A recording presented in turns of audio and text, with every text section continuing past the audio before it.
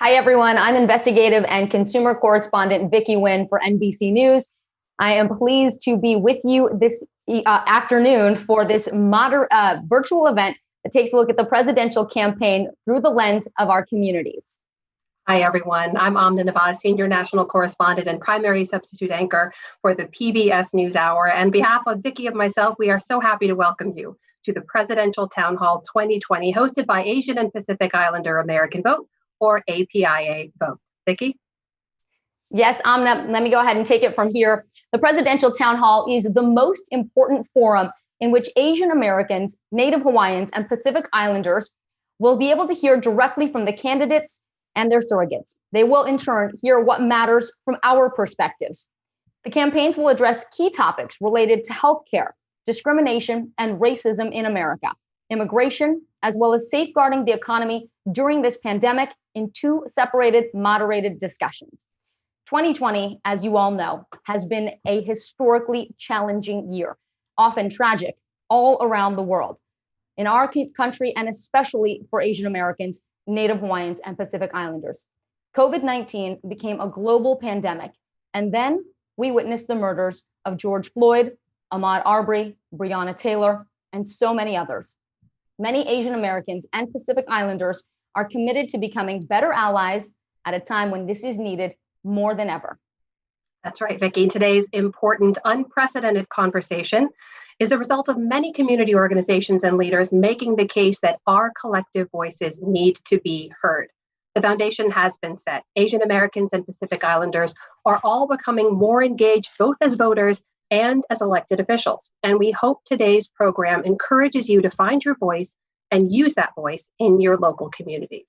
So in a moment of incredible challenges in America and throughout the world, we have to ask ourselves now, what will we as Asian Americans and Pacific Islanders do in 2020? So first, I want to introduce our speakers. We're going to hear first from Christine Chen. She's Executive Director of our host organization, Asian and Pacific Islander American Vote, or APIA Vote, and then from Stephen Gong, who's Executive Director of the Center for Asian American Media. They've also both served as the co-producers of today's program, so we are grateful to them both. We're then honored to have joining us from the AARP, Daphne Kwok. She's Vice President and Multicultural Leadership for the Asian American audience, and Kaylin Bhatia, Voter Engagement Director. But first, we're going to hear from Christine Chen.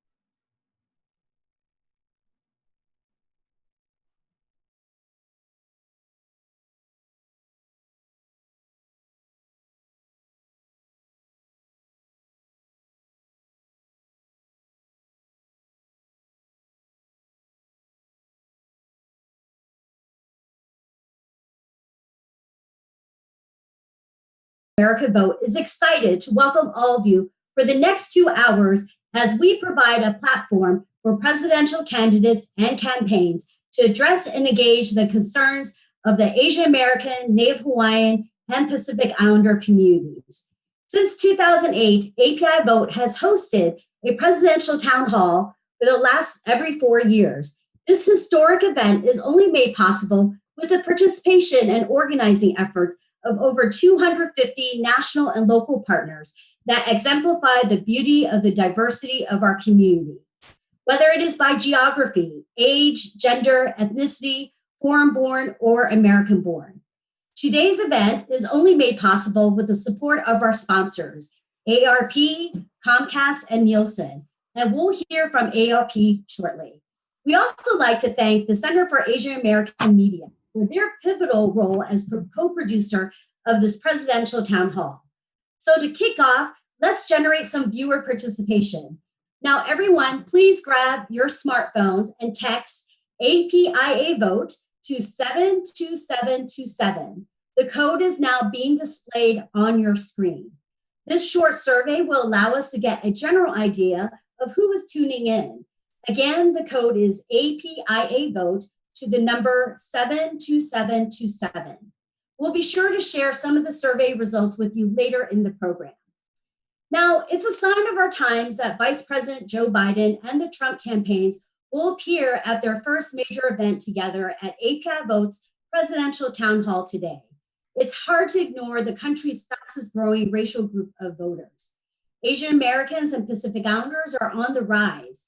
We're gaining popularity, strength, institutional capacity, political sophistication, an expanded coalition, and exciting new leaders, led by members of the US Congress and first-time candidates across the country. And we cannot forget those running in local elections. They are transforming the political debate and landscape. We're expanding in the popular and new media, using the internet to challenge political ideas, mobilizing activists, and helping to recruit and support candidates. So with that, confronting crisis isn't new to Asian Americans and Pacific Islanders. The pandemic calamity, deepening recession, and racial outrage in the country are stirring energy in our communities that's diverse and growing. Outrage and mobilization of an active AAPI base continue to build, creating one of the greatest voter participation engines than ever before. Asian American Pacific Islanders are using social media to organize and fight back against racially motivated attacks during the pandemic. We're a group with a history of being scapegoated, from Japanese Americans detained during World War II to a Chinese American man killed by auto workers angry about Japanese competition in the 1980s, and to the attacks against South Asian Americans after the tragedies of 9/11.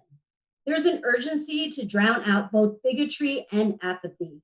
By coming together for today's event, this is only a testament that this community is using their relationships to activate their families, friends, neighbors, and communities to register and get out the vote. Thank you for your participation. So let's get on with the program.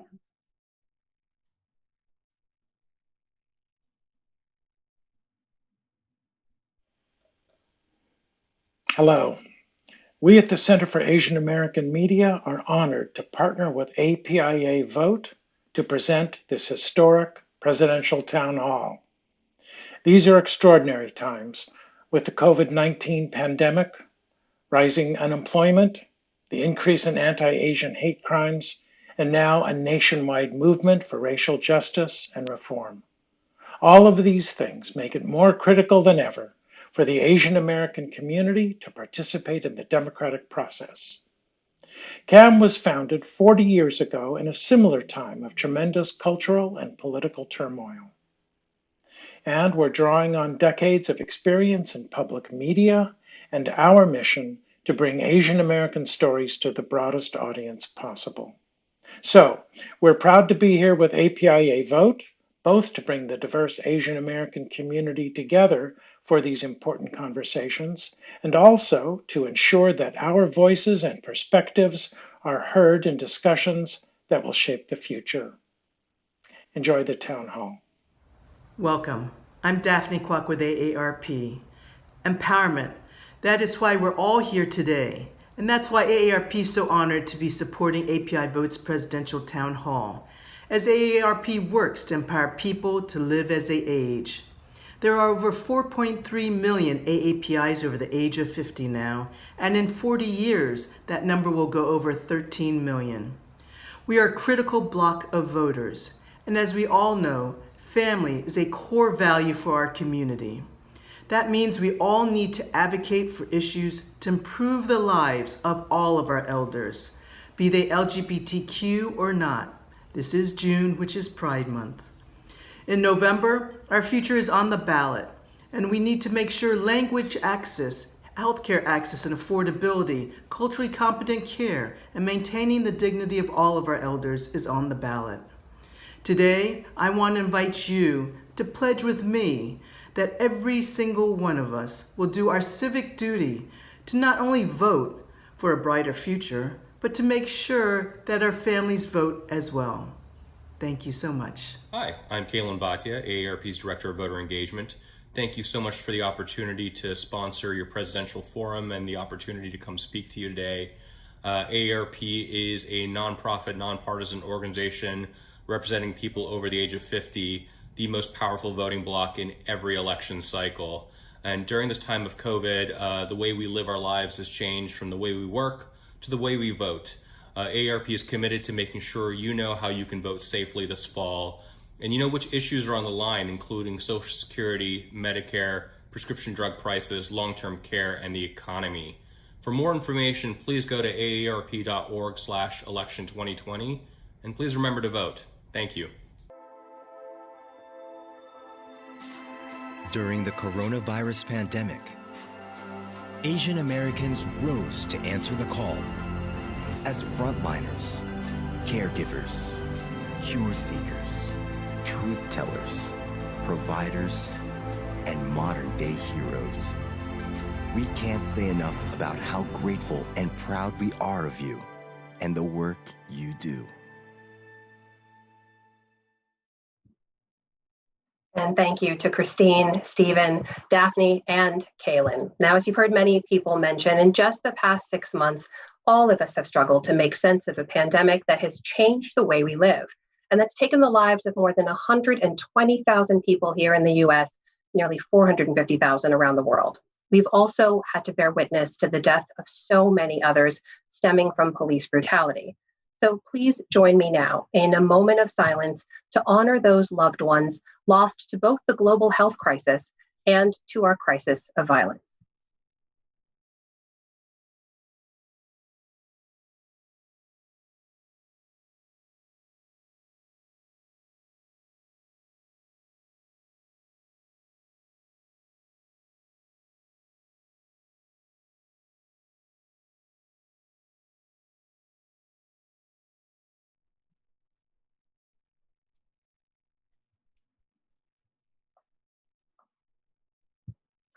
Next, we'd like to share a video, one that highlights the work of the Congressional Asian Pacific American Caucus, or CAPAC, which was established back in 1994.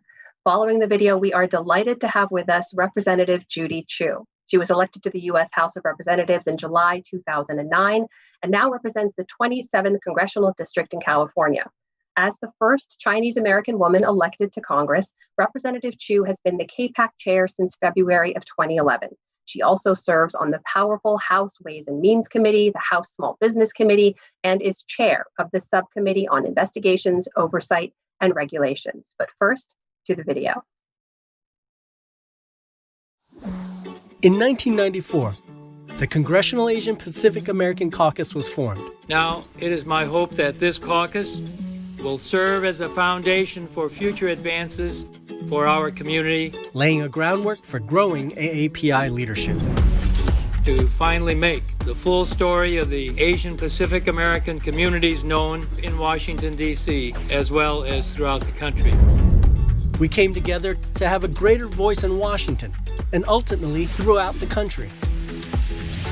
We did this with the strong belief that everybody in America benefits when those making the decisions look like America. Today, for the first time in 130 years, the House of Representatives will vote on a bill that expresses regret for the Chinese Exclusion Act of 1882, one of the most discriminatory acts in American history. With each passing year, our voices grow stronger on the issues we all care about. If we lose the belief that our education system can give every child a shot, I think, our country's democracy is in grave danger, and that's what I came here to fight for. If we lose sight of our nation's founding principles, we will lose out on the innovations we've seen from immigrants and immigrant families. This bill will strike. They are joined by the voices of rising new leaders. There are a lot of people who are hurting in America, and they see a system that is not working for them. How do we structure trade deals that are actually beneficial to workers here and around the world and beneficial to our environment? I rise today in support of taking action to lower health care and prescription drug costs. I heard from my neighbors that they're tired of the politics. They can't afford the partisanship, and they need Congress to be the adults in the room and to act now. Together, we work to protect and advance the rights of all Americans and fight for the policies and needs of the AAPI community.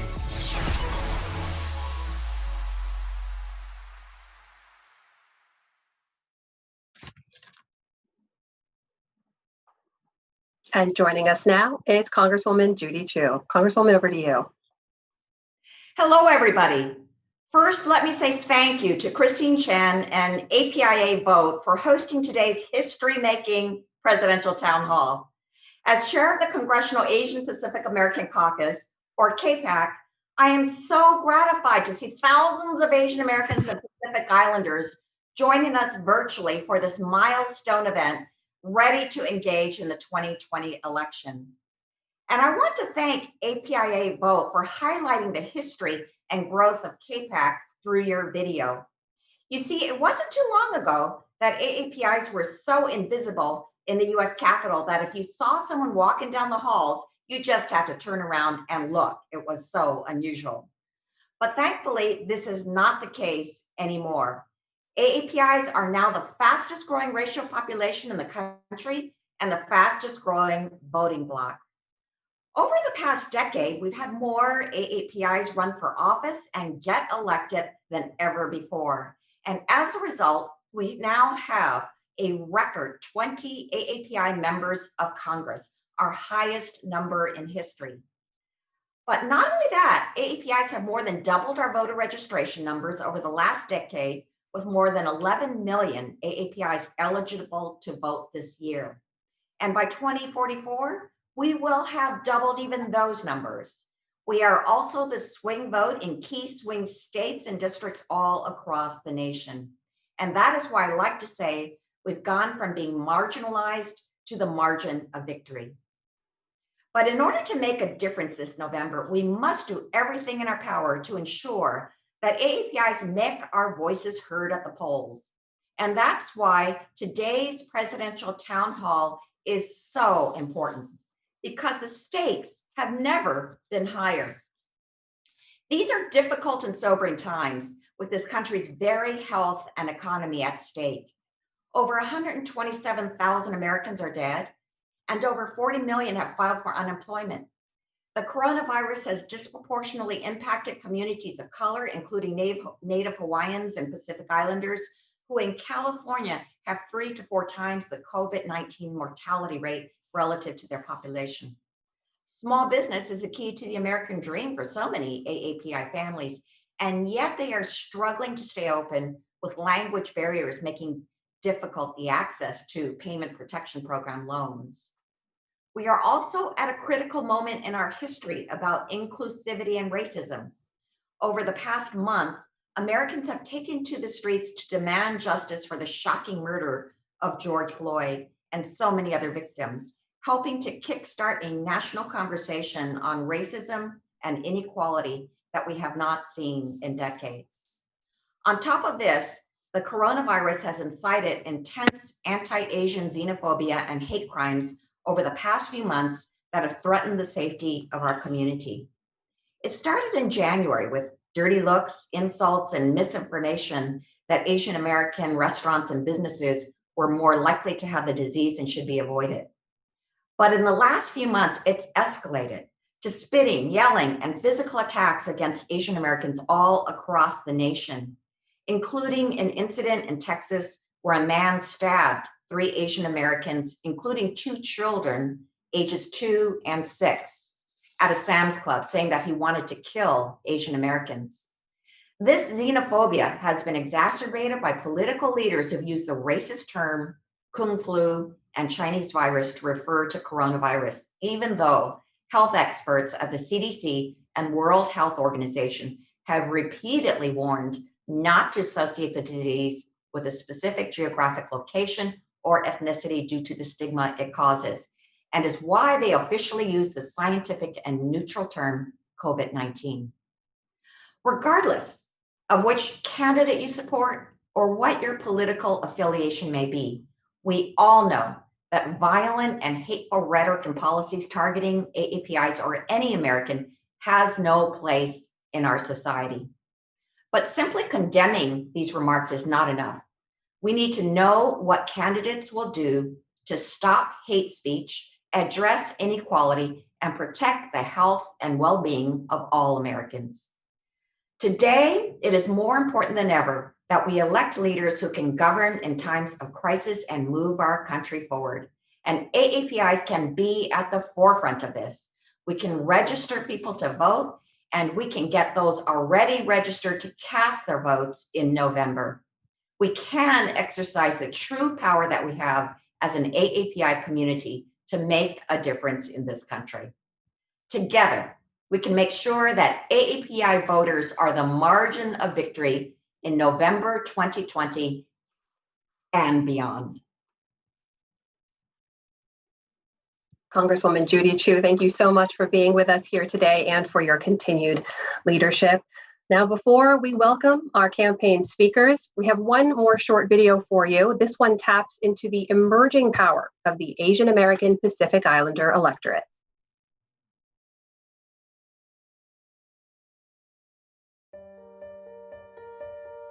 Let us be clear. We may have arrived in this country at different times and under different circumstances, but one thing is certain. Asian Americans and Pacific Islanders have been a part of the fabric of this country since its very beginning. We may not have always been the most visible community, but our contributions have always had an impact that far outweighs our numbers. Today, we live in a world that barely resembles what it was even 6 months ago. Like many Americans, we face issues and challenges that deeply affect our communities. From healthcare to hate crimes, from the census to social justice, from immigration to equity, our stake in the next election has never been more personal. Let us be clear. AAPIs will be a part of the solution to these challenges, and we will make that difference, just like we always have. Today, we are mobilizing to meet the challenges we see, and our community's vote will be the difference maker. It already is in multiple key races throughout the country. We are a community that is more energized and politically active than ever before. So let us be clear. As the fastest growing group in the country, our voting power has doubled over the last decade. Our voice has never been louder, and our vote has never counted for more. And that is something every candidate should be clear on.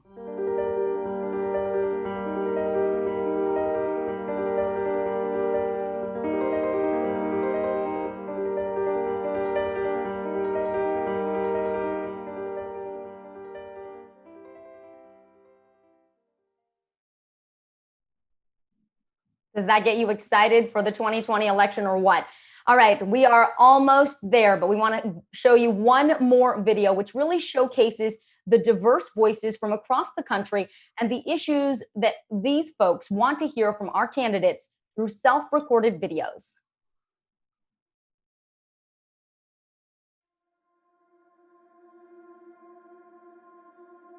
I identify with the Filipino-American community. I identify with East Indian culture. I'm representing Cambodian community. I'm a Samoan American. I'm a Vietnamese American woman. I am a proud Filipina American. I identify as an Indian American. I'm Chinese Cantonese American. I am Korean, Italian American, and an adoptee.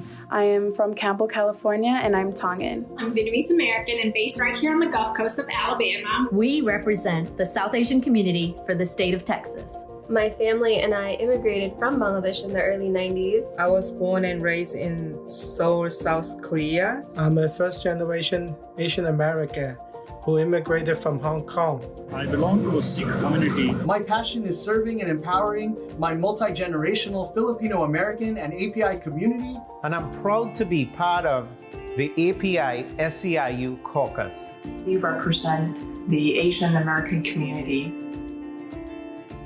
With the COVID-19 global pandemic and the protests over the murder of George Floyd, the political landscape has changed not only for Asian Pacific Islanders, but for everyone living in the United States. During the time of COVID-19, we've also seen a rise in the use of anti-China and other xenophobic messaging that has led to an increase in harassment and discrimination against Asian Americans. More recently, the Black Lives Matter movement has been heavy on my mind and how that's hopefully ignited a revolution for the nation. So I'm looking for a candidate who will commit to these changes and will do so to protect people in my own community, in the Vietnamese American community and the Southeast Asian American community, and who will also commit to the lives of folks in the Latinx community, of folks in the Black community as well. Asian Pacific Americans are the fastest growing minority population in the United States, but we have particularly low civic engagement. This is something that needs to change. And that's why I'm going to do everything I can to make sure our community votes in November. Voting in this time is the first step to not only realizing, but actualizing a world where future generations can heal, prosper, and have the right to the pursuit of happiness. It belongs to me, it belongs to you, and it belongs to all of us. It belongs to the people. It has to transcend political parties. It can't just be a conservative or liberal thing. It has to be a human thing. I plan to do my part in electing individuals who will work to bring about positive change and move our nation forward. I am voting for democracy and for the candidate that is best able to make true the promise of America. So please vote this November to make a change. Thank you.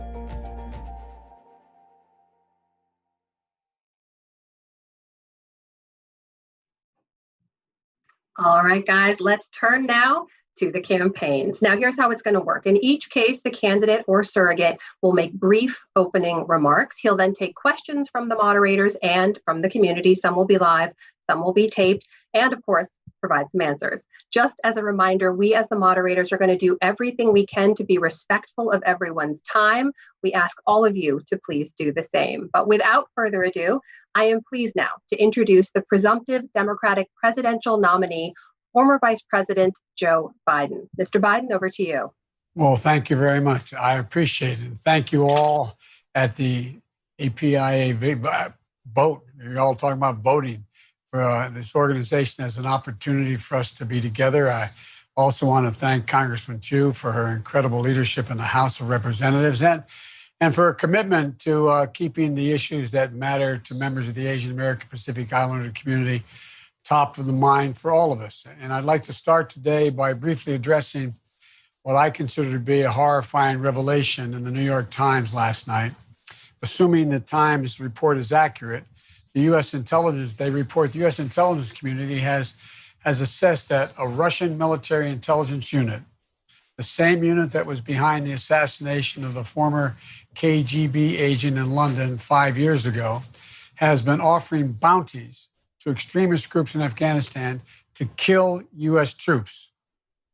There is no bottom to the depth of Vladimir Putin and the Kremlin's depravity, if that's true. It's truly shocking revelation that if the Times report is true, I emphasize again, is that President Trump, the commander-in-chief of American troops serving in a dangerous theater of war, has known about this for months, according to the Times, and done worse than nothing.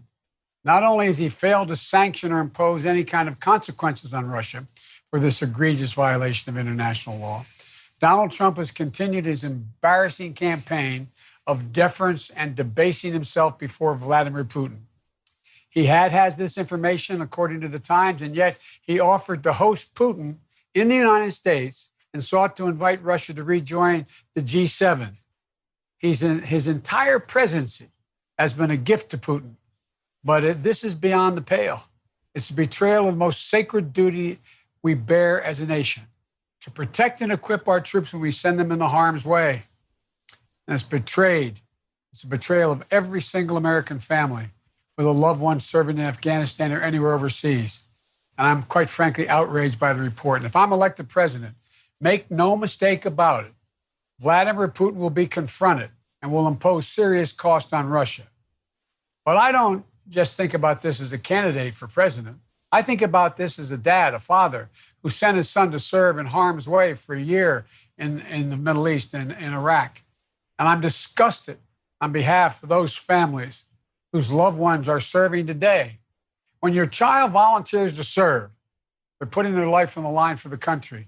They take risks, known and unknown, for this nation. But they should never, never, never, ever face a threat like this with their commander-in-chief turning a blind eye to a foreign power, putting a bounty on their heads. And if I'm president, this and so many other abuses will not stand.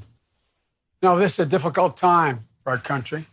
More than 125,000 people have died because of COVID-19, with millions more infected. More than 20 million Americans are still out of work. And all of us are contending with how we can ensure a strong reopening of our economy and the many AAPI-owned small businesses across the country without endangering the safety and health of ourselves, our families, and workers across America.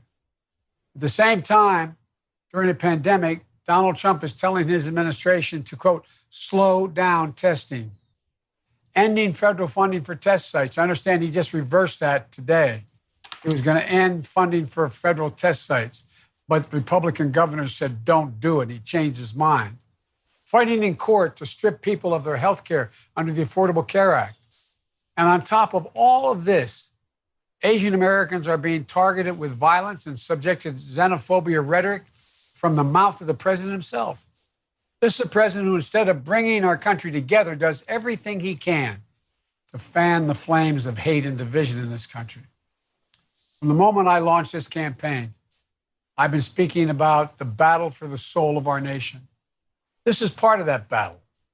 And in this moment of national and global crisis, where the racial inequities that plague our society are even more evident now than they've been. At this time, we need a president who can address every aspect of this pandemic with urgency and seriousness, including anti-AAPI bias. You know, Donald Trump only knows how to speak to people's fears, not to their better angels. He only ever speaks to place blame instead of claiming responsibility. But that's not who we are. We're so much better than this president can even conceive of us being. Just look at how the AAPI community and so many others across this nation have responded to Trump's racist attacks during the pandemic. By stepping up, doctors, nurses, researchers, frontline healthcare workers, grocery clerks, delivery drivers, restaurant owners. They're showing the best of America every single day, standing in a breach, filling in for Donald Trump's complete lack of leadership when it comes to keeping Americans safe during this pandemic. Our AAPI community is essential, period. Not just as essential workers, but essential to the very fabric of this nation. The AAPI community is essential to our American story. And I'm also here today asking for your support because this isn't just a moment of crisis. It's an incredible opportunity to build our country back, build it back better, even stronger than it was before. You know, I think the American people have had the blinders ripped off in so many ways. We're ready to take on the deep systemic inequities that have plagued our society for much too long. I think we're ready to deliver some real, fundamental, long overdue changes. I think we're ready to celebrate the incredible strengths that we draw from our diversity, from harnessing everyone's unique talents. And I'm looking forward to working with the AAPI community to deliver the progress we need for all Americans. That's what we did in the Obama-Biden administration. President Obama and I fought to expand opportunity and open the doors to more Americans, including fighting for AAPI communities. We established the White House Initiative on Asian American and Pacific Islanders. We helped 2 million AAPI individuals gain health care coverage through the Affordable Care Act. We protected thousands of Asian Pacific American dreamers by creating and expanding the DACA program. We strengthened the crimes protection for Asian Americans and Pacific Islanders. We worked to disaggregate federal data to better meet the challenges facing the AAPI community. We secured long overdue compensation for proud Filipino veterans of World War II. And we appointed more AAPI judges to the bench than every administration in U.S. history combined. And as president, I'll build on this legacy and continue to fight for AAPI rights. I'll make sure your voices and your interests are included, from our courtrooms to the president's cabinet. My administration will look like America. We'll work together to ensure that the most sacred aspect of our democracy, the right to vote, is protected and accessible for all people. There's so much we can do. And it's going to take a lot of work. It's going to take leadership at the highest levels of our government and sustained grassroots pressure, which you all provide. Nothing about this is going to be easy or automatic, but I believe we can do it together. So thank you again for having me. I'm looking forward to our conversation. And again, thank you very much for your activism. Vice President Biden, thank you so much for those remarks, sir, and for being here and taking the time to answer our questions. I want to begin with one of my own, if you don't mind. You mentioned some of those systemic issues, the inequalities we were still addressing as a nation over time. And I'd like to ask you about some questions you faced about your team. During the last election cycle, Democratic candidates released staff diversity data on a regular basis, almost quarterly. You haven't released yours yet. Your senior most advisors, it's been reported, are predominantly white. There's very few Black and Latino senior advisors. My understanding is no Asian American senior advisors. Please correct me if I'm wrong. But when we look at dismantling systemic racism in America, political institutions like campaigns are often among the worst offenders. So what do you now say to the voters of color who worry that if you can't lead the way on fixing this on your own team right now, then maybe you can't lead the way on fixing it in the rest of the country? And a related question, when will you release that staff diversity data? Mr. Biden. I'll release that staff diversity data today. When we get off this call, we'll call you. You know, the fact of the matter is we have a very diverse staff. And we have a diverse staff that goes across the board and high level and senior positions. So I will make sure we release it to you. And it does include AAPI members, as well as a significant number of African Americans, significant number of women and Latinos. Sir, just to clarify, when you say that, we are talking about the senior most members of your staff, not staff overall, the people with agency who are at the decision-making table. Yes. Is that correct? That's correct. Wonderful. Thank you. Thank you very much for that. And I will take that call when I get it from your team. All right. My team has to be watching this. When this is over, pick up the phone immediately and call her. Okay? Thank you for that, sir. Let's turn now to some community questions. I know we have a lot to get through. By the way, one other thing. Yeah. My administration is going to look like America. Not just my staff, the administration. From the vice president, straight down through cabinet members, to major players within the White House and the court. It's going to be a reflection of who we are as a nation. Okay, let's turn now to those community questions, sir. I want to bring in now, joining us on Zoom, John Vang Tao. He's a community organizer in Minnesota. Here's the thing to know about him, Vice President Biden. He is, as I mentioned, a community organizer. He was previously incarcerated for 8 years. He now works for a regional government agency. I believe he joins us now, and I'm going to hand it over to him to ask his question directly to you. Okay. Hello, thank you. Last month, Minnesota and our nation was traumatized by the murder of George Floyd and the civil unrest that followed.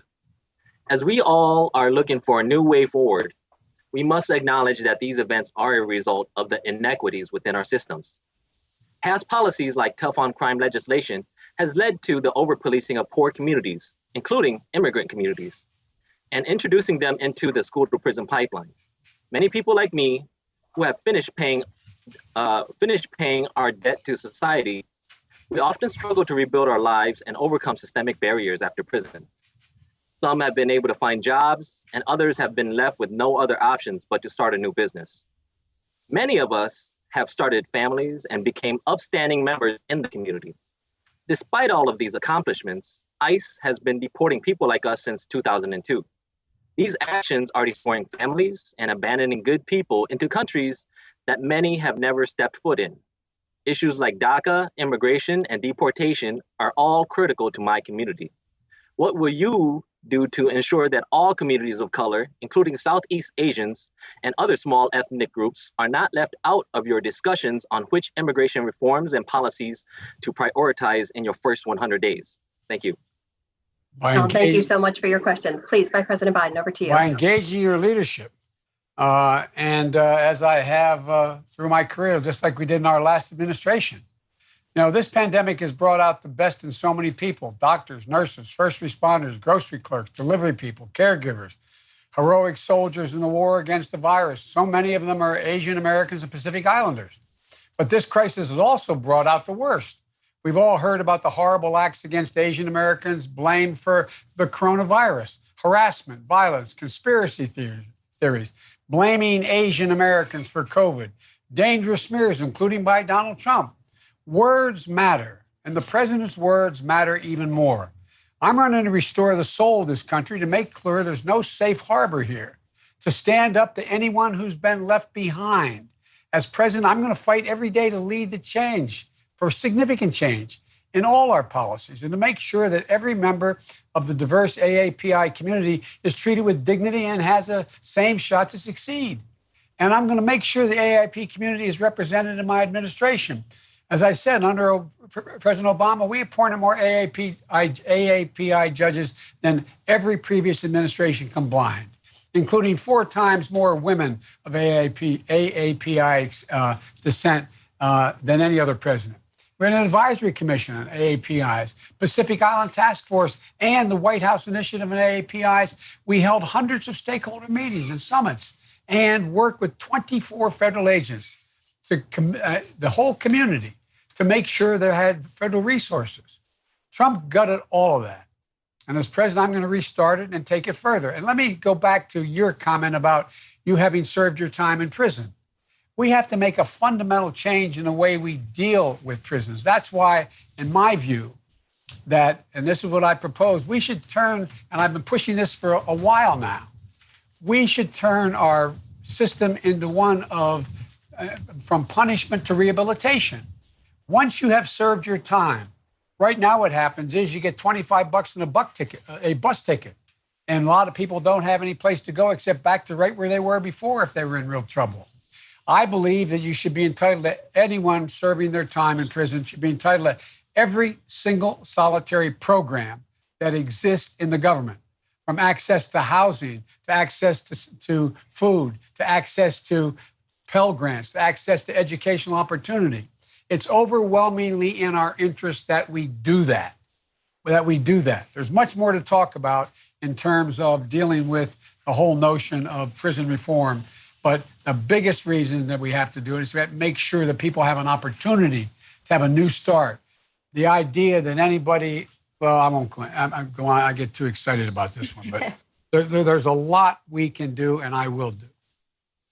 Vice President Biden, thank you for that answer. Thank you to John Vang Tao for that question as well. We have more questions from the community. I'm going to hand it over now to my colleague, Vicki. Thanks so much, Amna. Let me just go ahead and start my video here. We're doing a lot of our own. There you are. Hi, how are you, Vice President Biden? How are you? Beautiful where you are. I'm in my back porch. I tell you what, did you ever think we'd be doing this from home? I did not. It is the strangest time. And I must say, as strange as it is to be a journalist right now, it must be even more difficult and odd to be campaigning in the time of a pandemic when for months we've all been told to stay home. That's right. Yes, that has not stopped your opponent, though. President Trump has been holding rallies, events. We haven't seen much of you, Vice President Biden. Americans have not seen you. So as you try to convince voters to cast their ballots for you, what do you say to the silent majority who see you as an extension of President Obama, representing a time when many felt like they weren't heard, they weren't seen, people who feel like this country is trending too far left? And I have one more part to this question I want to ask you. In your first 100 days as president, what will you do to create a pathway to citizenship for many undocumented immigrants? That is a big issue for the AAPI community. As you know, 1.7 million face deportation threats. Another 100,000 are young people who are affected by the DACA program. So 2 parts for you. What are you going to do to be more visible? And what do you say to the folks that think you're just going to be President Obama 2.0? And what are you going to do about immigration right when you get in office? I'm very proud to serve with Barack, and it's one of the great honors of my life. I thought he was a great president, but even he acknowledges we can't go back to what it was. We have to go back and build back better. And so I have a program that is significantly different and builds upon where we left off and tries to undo the damage that Trump has done, number one. Number two, I'm campaigning from home about Biden hiding in his cellar. Well, the truth of the matter is over 200 million people have watched me on television, and they've watched, and the more that Donald Trump is out, the worse he does. I think it's wonderful he goes out. I'm being a bit facetious because it's dangerous what he's doing with these rallies. But look his numbers have dropped through the floor. They've dropped through the floor, number one. Number two, I've gone out responsibly. I go out and I wear this mask when I go out. And when I go out, I keep social distancing. I went to Texas to be with the Floyd family for the funeral. I went up to Pennsylvania, Lancaster yesterday to meet with a group, day before yesterday, to meet with a group of people who, in fact, have Obamacare being ripped out from under them, and they have pre-existing conditions in their families. I've been down to Virginia. I've been around the country, but I do it responsibly, and I don't hold rallies because it is the reason why we're in such trouble by not listening to the experts and the scientists about social distancing and wearing masks, which I never do when I walk outside of this house.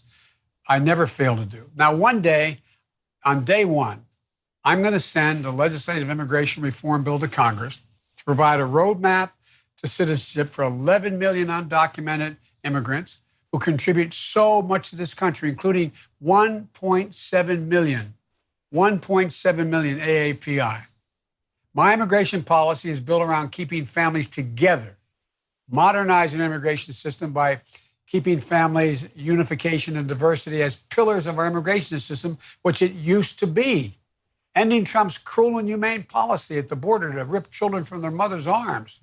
Take immediate action to protect dreamers, including the more than 100,000 eligible dreamers from East and South Asia. Rescinding the un-American Muslim ban immediately.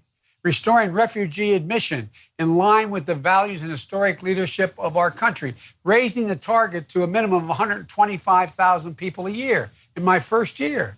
He's cut it down to 15. The average has been 95,000 a year. Working with Congress to establish a bipartisan legislation to ensure a minimum admission of 95,000 refugees. That's who we are. That's how my great-great-grandfather, four greats back got here. He got in a coffin ship in the Irish Sea, never knowing whether he was going to make it. And he made it to the United States of America in 1848 when the British were, anyway. So streamlining naturalization process, make it easier for qualified green card holders to move through his backlog. And by the way, he just indicated he ended H-1B visas the rest of this year. That will not be in my administration. The people on the company's visas have built this country. And so you asked other parts of a question. I can't remember what other ones were. One was what I'm going to do about immigration. What was the other part? Is that it? Jump back in. Can you hear me at least? I know you I can hear you. Okay, great. Yeah, it was what will you do specifically in that first 100 days when it comes to immigration? Well, to send that, I have a bill written already to send it directly to the Congress. Day one. I appreciate it. Thank you so much.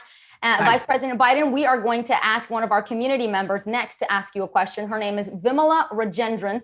She is going to come to us from Zoom from North Carolina. She's a chef and a small business owner. Go ahead, Vimala. I don't see anybody on this. Oh, hang on. Here she is. Hang on. She's going to unmute herself. Okay. There you go. Vimala, go for it. Hello, my name is Vimala Rajendran. As Vicky just said, I have lived in the United States for 40 years and just got naturalized as a citizen in 2019. 2020 will be my first. Thanks for choosing the United States. Thanks for choosing us. Thank you. And I feel so much at home here because civic engagement has always been my calling. And I accidentally became a chef because of circumstances, not having immigration papers to do other professional work, which was in media and education. I became a chef 10 years ago, and I saw the American dream be fulfilled in front of me with becoming a successful award-winning chef and restaurant in Chapel Hill, North Carolina. So my representative, Congressman David Price, has worked very closely with me to welcome refugees from about 19 countries right here at my restaurant and say hello and welcome home. So what we have done since COVID-19 as a small business is to reach out and continue our work to feed the hungry, even though we are a for-profit business, a triple bottom line business that has believed in people, planet, and profit. And I must say that getting into business as an Asian American woman has been really hard. Finding the capital was hard.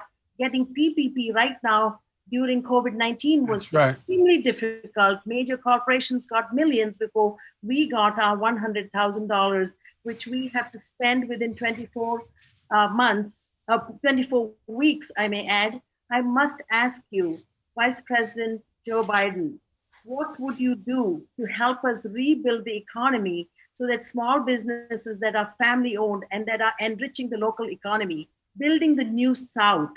Because as you know, as the South goes, so goes the nation. What are we going to do? What will we do? What can I do to rebuild the economy as we go back into post-COVID days? Well, first of all, when they came up with the CARES Act, the $2 trillion that was supposed to be distributed, I pointed out that it was likely to be what I call the Trump corrupt recovery. 40% of the money that was supposed to go to small businesses did not go to small businesses. It went to large businesses. They don't need the help. They're not the ones that needed the help. And there's also the Main Street proposal that had several billions of dollars in it. Not one single penny has been distributed so far. And I suggested in the very beginning that there be a proposal that the president initiate the Defense Production Act to insist that they watch the major banks to make sure they would distribute monies that didn't cost them at all. They're covered. That distribute those monies to small businesses, which are the backbone and employ more people than the major businesses do, the big businesses. But guess what happened? The fact is that it didn't happen. They did not get it. Those big banks don't like lending money. So if you went to a big bank to get your access to the stimulus that was provided, they'd say, do you have an account here? What is your credit standing? Do you have a credit card with us, et cetera? That's not supposed to be how it worked. And in addition, you may recall, the president then fired the oversight board, the individual, a person who is supposed to watch and see how each of these dollars is expended, and to make sure that this administrator would look and make sure the program was working. He fired them. There is no inspector general that was supposed to be there. First thing I'll do as president is appoint an inspector general to go back and look where every single penny of the money got distributed and hold those accountable where there is violation of the rule and or there's been any chicanery. A lot of that money has gone to the big businesses that didn't need it and didn't get to where it's supposed to be. And with regard to PPP, with everything from masks all the way to making sure that you're able to open in ways that are safe and or keep your workforce safe, that is ridiculous that it's not been available to you. And it's ridiculous that the president has been AWOL. He says, I take no responsibility. That's a state responsibility. This is a war he talks about, a war against this virus. Yet he's AWOL. He does not take any responsibility. He's leaving it to the states. Second part of what you're saying, to make sure we meet the diverse needs of this community are met in administration stimulus program, designing jobs programs, and helping businesses get ahead. Because small businesses are the key to our recovery. You're the foundation of the community, of this country, of the American dream. And they're bearing the brunt, and you're bearing the brunt of the economic crisis today, including Asian American community. Now, look, Trump's corrupt recovery is focused on the wealthy, well-connected, not the millions of mom and pops that are out there facing ruin. As I said earlier, 40% of the funds didn't go to small businesses at all. And the Main Street lending program has lent not a single dollar.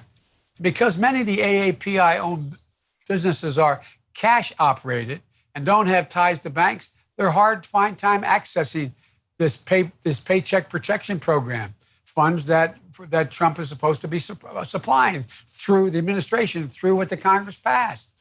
But here's what I'll do for small businesses now: provide clear, consistent guidelines for safe reopening, get the workers free testing and PPE to stay safe, provide an ambitious restart package to help small businesses not only be able to reopen, but rehire workers and cover the extra restart expenses and fixed costs like rent.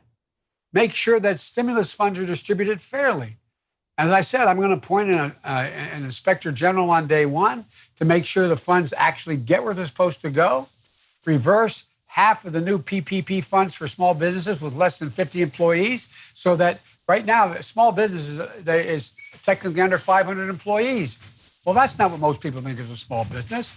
Half those funds should go to people with less than 50 employees and even smaller. We have to focus on, you have been the heartbeat of your community and of a community and the communities across the country.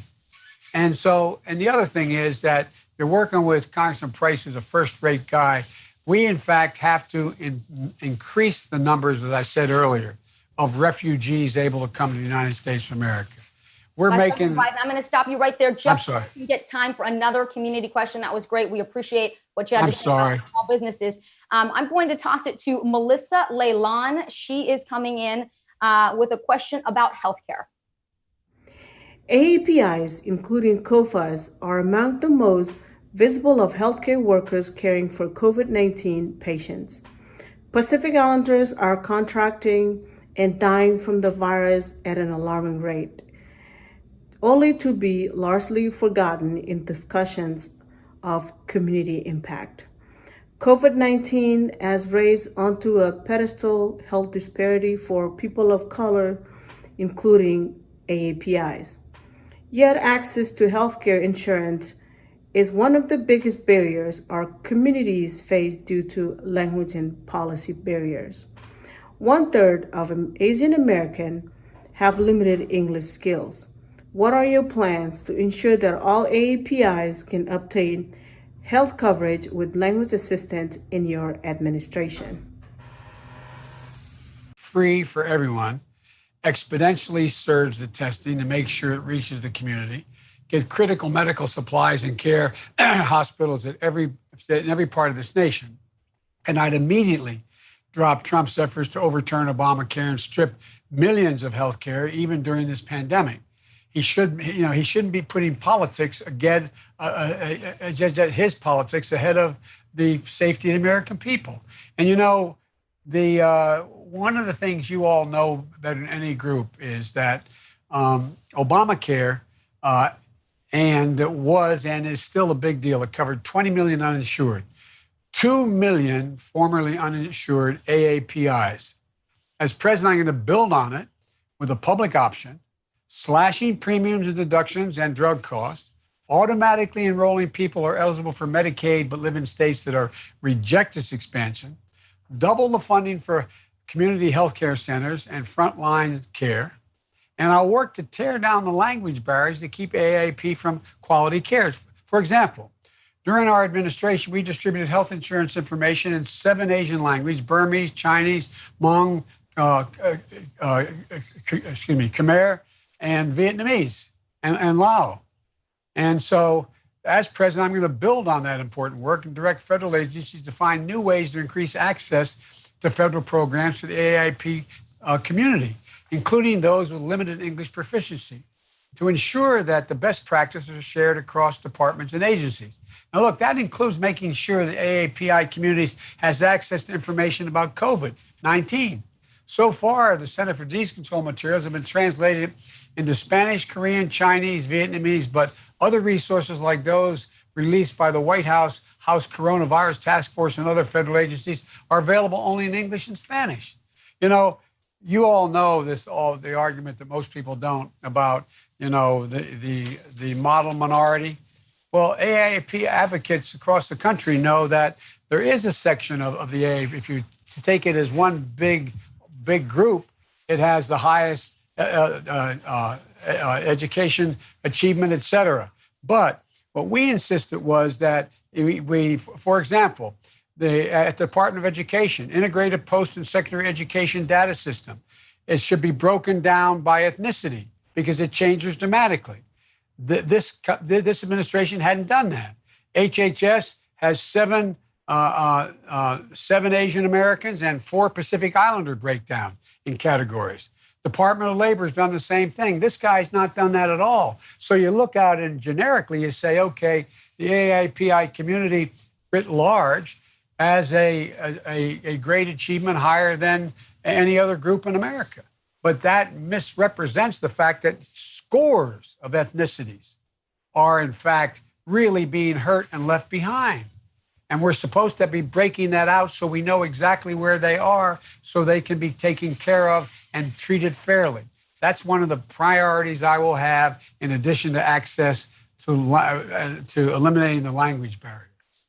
I went really quickly because I know we're getting out of time. I apologize. We appreciate it. Thank you. Vice President Biden, I just want to say, day one, you said you will have an immigration plan. Yes. You managed to use the word chicanery, and you are going to make your diversity data public right after this town hall. We're looking forward to it because, as we've been saying, representation certainly matters in all facets of life, private and public. We appreciate very much your time today. And we're going to continue. By the way, this isn't the end of the diversity. This is just the beginning. And I said, the administration will look like it. So thank you very much. Thank you. And I'm going to now transition. I'll let you go, Vice President Biden. We're actually now going to bring in someone from the Trump campaign. We do not have the pleasure of having the president here with us today for this town hall, but we are joined by someone equally special who will be speaking on behalf of the president, and that is Governor Eddie Calvo. He has been the governor of Guam since January of 2011. Governor Calvo has worked in the private sector as the general manager for both the Pacific Construction Company and the Pepsi-Cola Bottling Company of Guam. He's from my neck of the woods. He is a graduate of the College of Notre Dame in Belmont, California, and he and his wife, Christine, have 6 children. I'd like to welcome you, Governor Calvo. Can you hear me okay? I can hear you fine. And by the way, good morning from Guam. Oh, good morning. What time is it there? It's just about 6 in the morning. So wow. I'm going to greet you. And for all our Asian American Pacific Islanders, I'm going to greet you in our language and a bunch of others. Buenos dinafide, magandang hapon, annyeong haseyo, konnichiwa, and ni hao. Impressive. Thank you, Governor. So let me ask you, President Trump, he continues to call the coronavirus the Kung flu. He has objected to having a Black Lives Matter mural on Fifth Avenue in front of his building. As you heard Representative Chu saying earlier, the hate incidents against Asian Americans has gone up tremendously since the coronavirus started and since we started hearing terms like China virus, Kung flu. Some are saying the president's going back to his 2016 playbook of using divisive language to appeal to his base. And a recent poll shows that Americans are the unhappiest they've been in nearly 50 years, in part because of the lockdowns and the pandemic. The president says he wants to keep America great, but his track record indicates he's more of a divider than a uniter. How will he try to bring Americans together in his second term? And if he is reelected, what commitment will President Trump make to a diverse cabinet and appointees who have a history of understanding and representing AAPI communities? Amazing you mentioned the word Kung flu. As a matter of fact, I want to, if you can take a look at history, that Kung flu comment even came from the Obama administration. So I want to correct you as to who are the authors. That's not true, sir. That's not true, sir. I will say, Governor, again, it actually came from people who were waging a public health campaign. It was not linked to the Obama campaign. It was used twice during his presidency when public health agencies were trying to fight the flu. If you can please allow me to continue, but again, it came within the Obama administration. I can tell you with inclusion within the Trump campaign, I'm a part of it. If you look at the representation and whether it's on the White House Advisory Commission, Asia Pacific Affairs, my chair is Elaine Chao. So, you know, I'm here as an Asian American and Pacific Islander to represent the Trump campaign. And I got to tell you something about this division.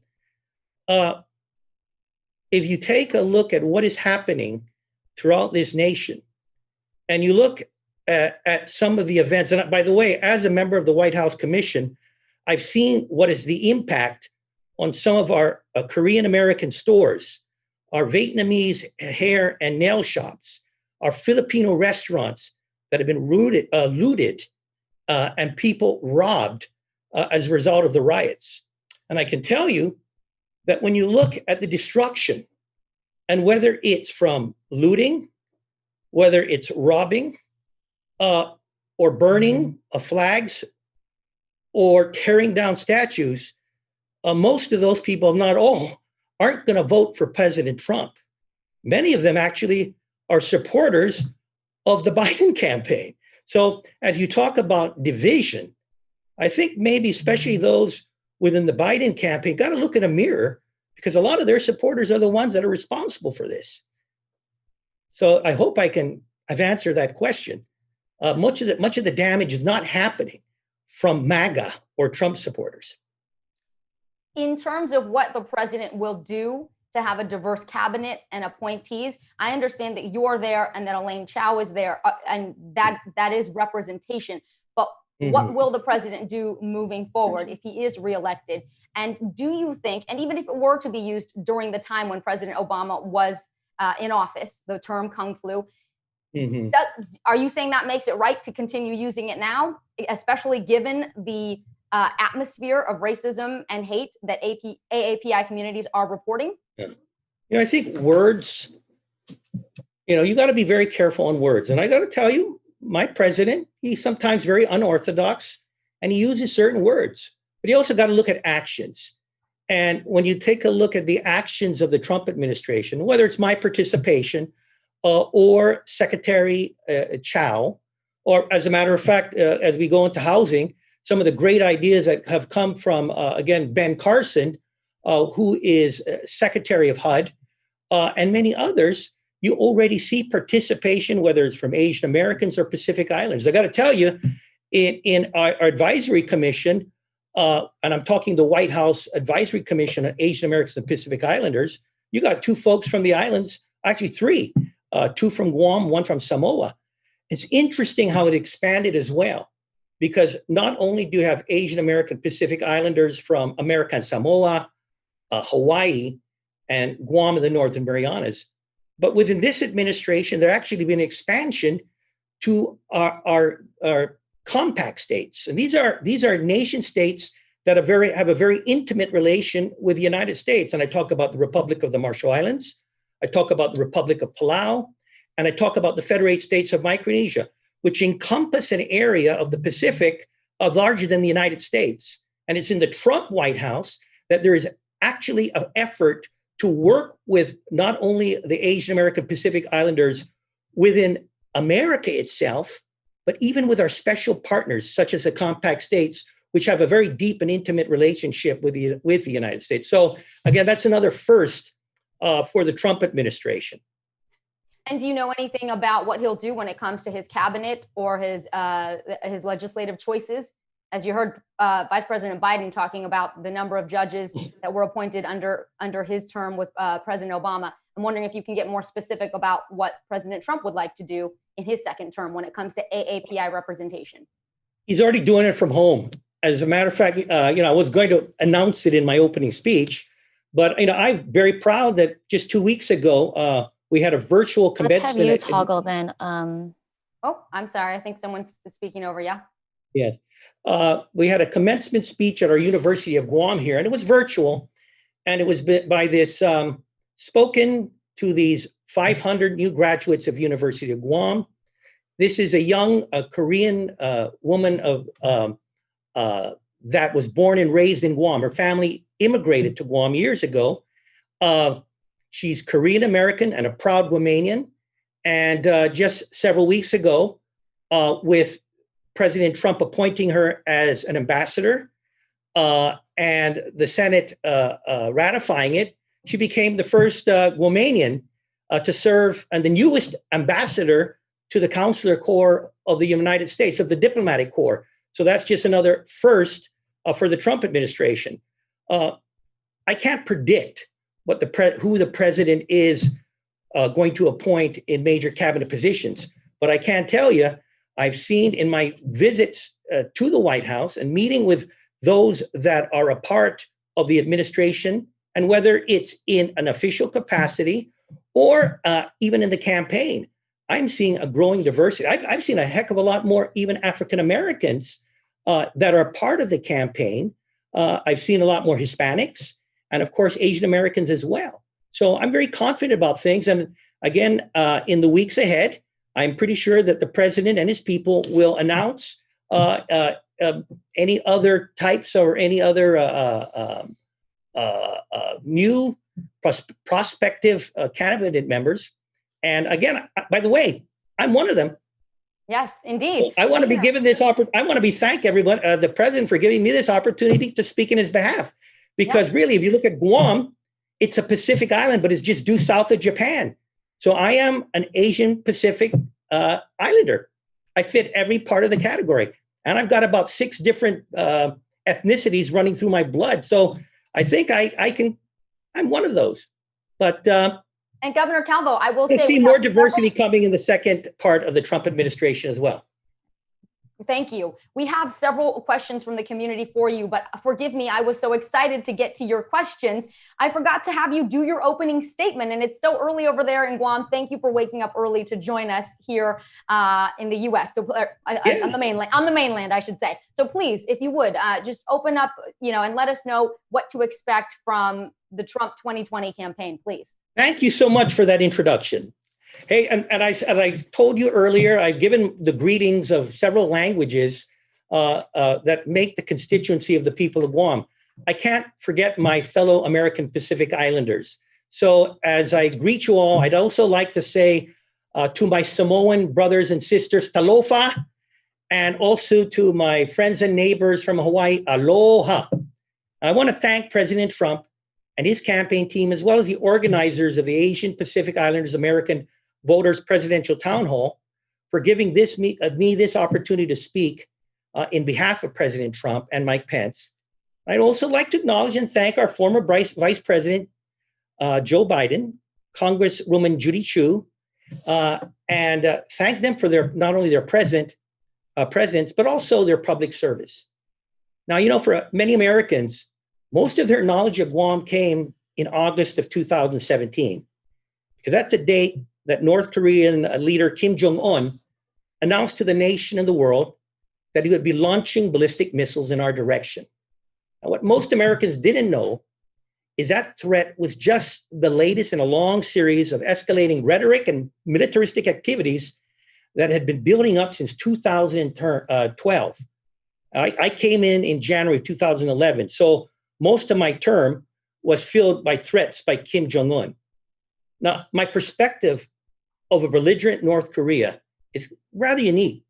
See, I had the opportunity to serve as a governor of an American territory that was targeted by an adversary of the United States, both within the terms of former Vice President Biden and then the first 2 years of President Trump. Under the previous administration, from 2012 to 2016, every year the threats coming from North Korea became more and more bellicose. Every year from 2012 to 2016, the underground nuclear testing became more and more frequent and of stronger magnitude. In fact, even some experts suspected that there may have been thermonuclear detonations. Now, with those bigger explosions also came ballistic missile testing with longer and longer trajectories. Now, it came to a point that not only Guam, Hawaii, and Alaska were within the bullseye, but also potentially the states within the contiguous 48 in the North American continent. Now, then came President Trump. Now, President Trump may not have drawn a line in the sand, but he definitely drawn a line in the deep blue Pacific. No American territory or state would be threatened or attacked. And if this warning was not heeded, then the consequences to North Korea would be catastrophic. Now, that president's blunt warning was also coupled with crippling sanctions. And, it is ironic, but also with personal engagement with Chairman Kim. Now, the end result, as I left public office, is that those incendiary threats ended. Nuclear testing ceased. And there are no more missile flights in a direction of Guam, Hawaii, or the mainland. But I'd like to give you another perspective of President Trump. And it's also on his handling of the North Korean crisis that I think is very important. You know, as the president completed that exhausting summit with Chairman Kim in Singapore, he stopped by Guam on his way back to Washington, D.C. And I still remember quite clearly my meeting with him on Air Force One. And though he hadn't rested from his marathon summit, he needed to ask me something very important. So the first thing the president asked me when we greeted, in that typical Trump way, "Governor, how are the people of Guam doing? Are they fearful?" And I said, "No, Mr. President, there are no more threats. There are no more tests. People doing okay." And then he gave that smile and that kind of confident Trumpian affirmative nod, and he said, "Good." Now, the reason why I bring this up and why it's relevant to each and every one of our Asian Pacific American constituents is it because it tells a true story behind that Trump presidency and what I think is so unique and special.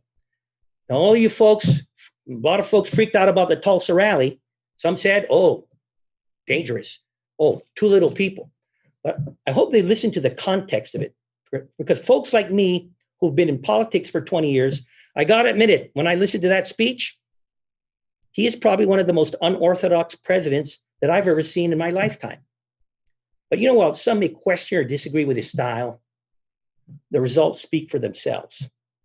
Now, the clarity of what President Trump is all about, for me, was made manifest by one statement made at the rally. And I remember it because it stuck to me. "I'm campaigning for the forgotten." That's what he bellowed out. And it made it all very clear to me. Now, I'm going to give folks a little geography and history lesson. Guam is the furthest American soil from our nation's center of power in D.C. We're a small U.S. territory. And our 168,000 citizens aren't even eligible to vote for a president. And yet he's called me here to represent the people, his campaign. But if there's any one place in America that I guess could be described as forgotten, that could be Guam. Yet this president, who, as his aides told me, had not slept in nearly 20 hours, had to stop by in Guam, not just to see me, but more importantly, to inquire if our people were still living in fear. And that's probably why I witnessed more progress in our dealings with the federal government in 2 years working with the Trump administration than 6 years under the previous Democrat administration. Whether it was increased Medicare reimbursements to our public hospital, treating with Medicaid federal matching on par with subsidies provided to states, relief from federal edicts and lawsuits, and there were a lot of them under the Obama administration, lower taxes, and opening up of economic opportunity zones. Asian Americans and Pacific Islanders have gone too long as the forgotten ones. Well, President Trump changed that. And in President Trump's first term, pre-COVID-19 Asian Pacific American entrepreneurship and jobs had grown. Unemployment had dropped to record lows. And even with our nation in the throes of a pandemic, President Trump has signed into law direct funding for subsidizing the unemployed, providing financial assistance to businesses hit hard as a result of the shutdown, and is paving the way for reopening the economy and stimulating record growth in these months and years ahead. Hey, but before I close, I want to just comment on some of the tragic events. I'm thousands of miles away, so I'm watching on TV. And starting with that senseless murder of George Floyd and what led afterward, the sadness, the mourning, the outcry, division, violence, destruction that seems to be engulfing our nation.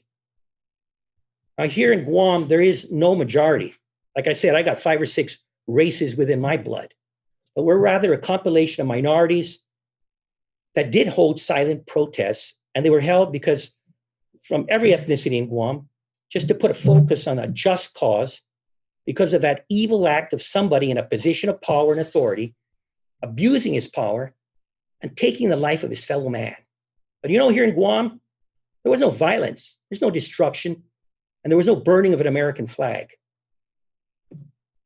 You see, in Guam, For a lot of folks, there's a reverence held to that flag, particularly the elderly, for the stars and stripes.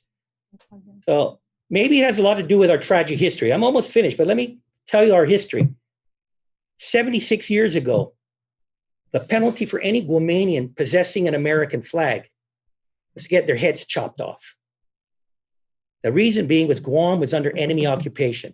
I'm blessed that both my parents are still alive. But after all these years, they still remember that fateful day in December 8 when our island was bombed and invaded. They remember 3 long years of imperial occupation. They remember the slave labor. They remember the beatings and the executions. And they remember that gnawing, raw emotion of fear. They woke up with that fear. It went through the whole day until the quiet of night.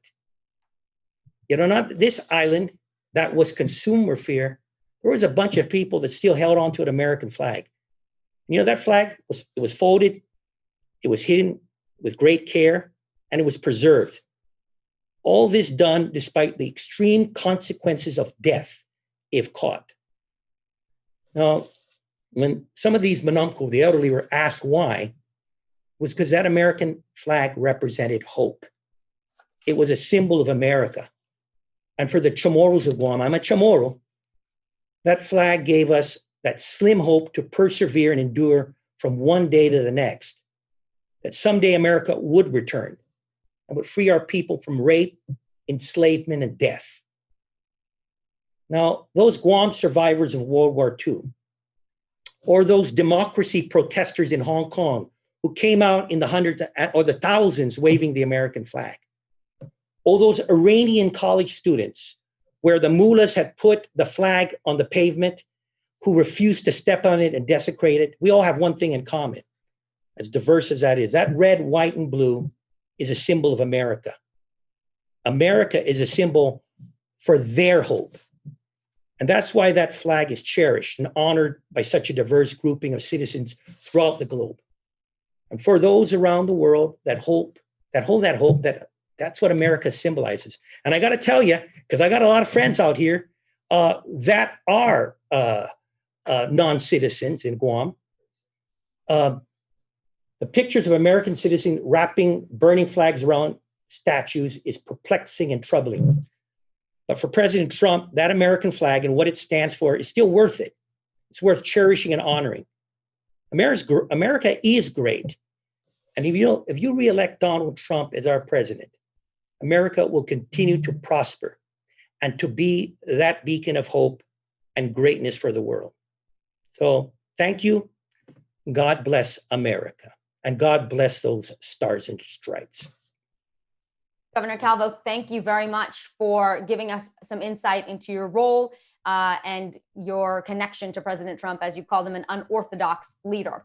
I want to turn it over to one of our questioners. Her name is Kim Din. She comes to us from Pittsburgh, and she is an immigrant rights advocate. She works at the Pennsylvania Immigration and Citizenship Coalition. And Kim, I think you're there. Would love for you to go ahead and ask your question live if you are ready. Yes, I see you.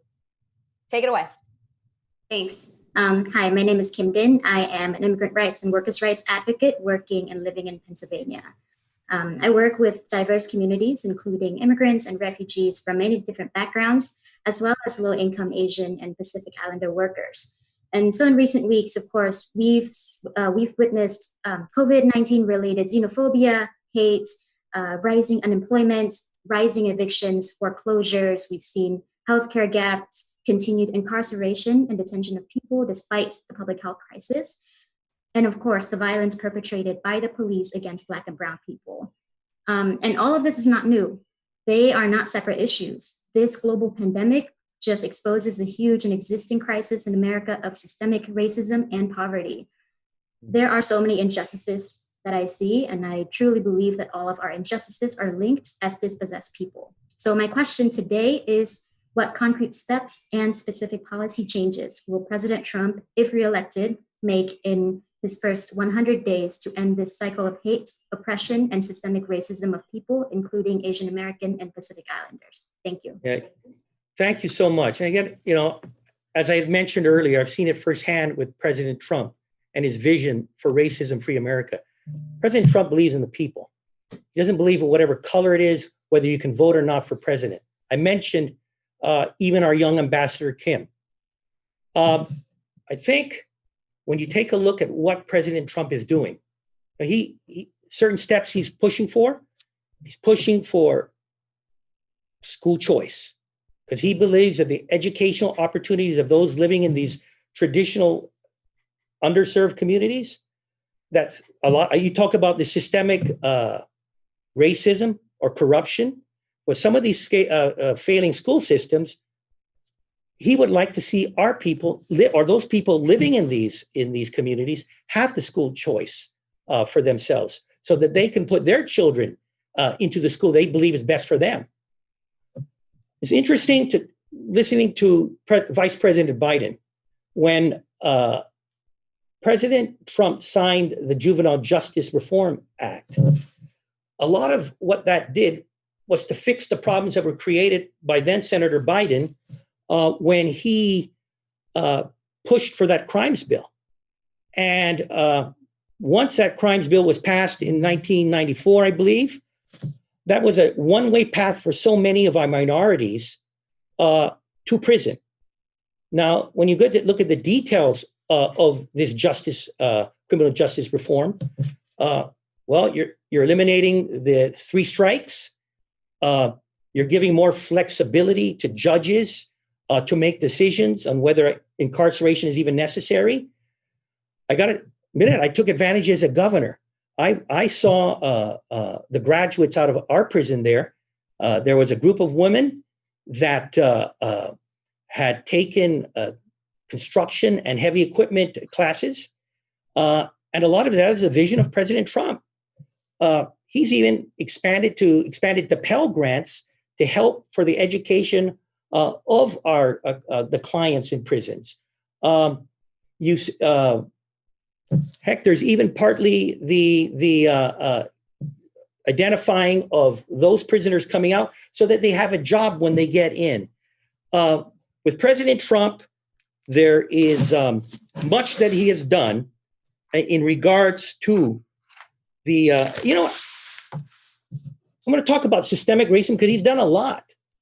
But I think when you get to the heart of the matter, it was best said. A lot of stuff can be done at the federal level, but what can be done is most important in the local level. And there was an interview made by the former mayor of Baltimore, and it was her disappointment. There was a policing bill that was coming out.